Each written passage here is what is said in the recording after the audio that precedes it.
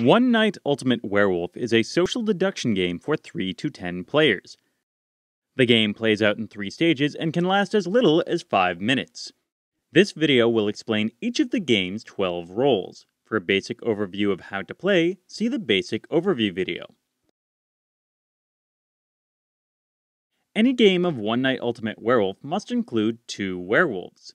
During the night, werewolves open their eyes and acknowledge each other.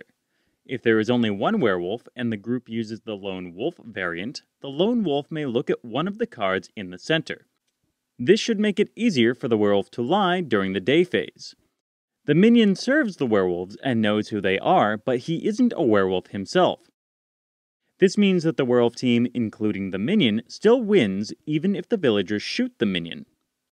After the werewolves acknowledge each other and close their eyes, the narrator tells the minion to open his eyes. The werewolves stick up their thumbs so that the minion knows who they are.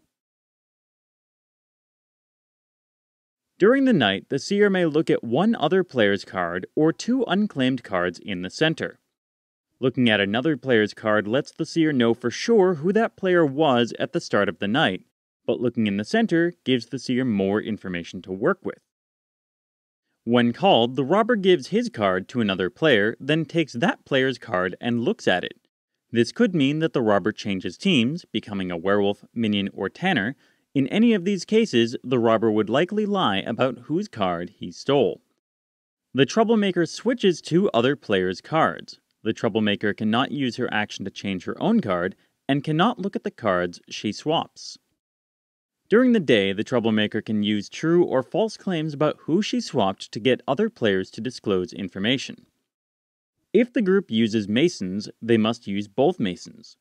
The masons open their eyes and acknowledge each other after the werewolves. This gives the villager team a solid start on identifying friendly players. The drunk never knows who he is. At the end of the night, the drunk exchanges his card with one of the unclaimed cards in the middle. He does not look at his new card. The insomniac always wakes up knowing who she is. At the end of the night, she looks at her card. If her card has changed, she will know. The doppelganger is the most complicated role in the game. At the beginning of the night, the doppelganger opens her eyes and looks at another player's card. The doppelganger then becomes that role. If the doppelganger becomes a werewolf or mason, she opens her eyes during the appropriate phase. If the doppelganger becomes a villager with a night action, the doppelganger immediately takes that action unless she becomes the insomniac, in which case she looks at her card at the end of the night. We recommend that players use the One Night Ultimate Werewolf smartphone application for any game that includes the doppelganger. One Night Ultimate Werewolf also includes 3 roles that do not act during the night. The villager is the most basic role. The villagers take no actions and know only their own identities. The hunter takes no night actions but has a special ability. If players kill the hunter, then whichever player the hunter pointed at is also killed. The tanner doesn't take any actions, but he's on his own team. He hates his job and wants to die. If the players kill the tanner wins. This completes our explanation of all the roles in One Night Ultimate Werewolf. For an overview of the game's basics, see our basic overview video. This has been a Clever Move Quick Play. For more board game information, news, and fun, visit clevermovegames.com.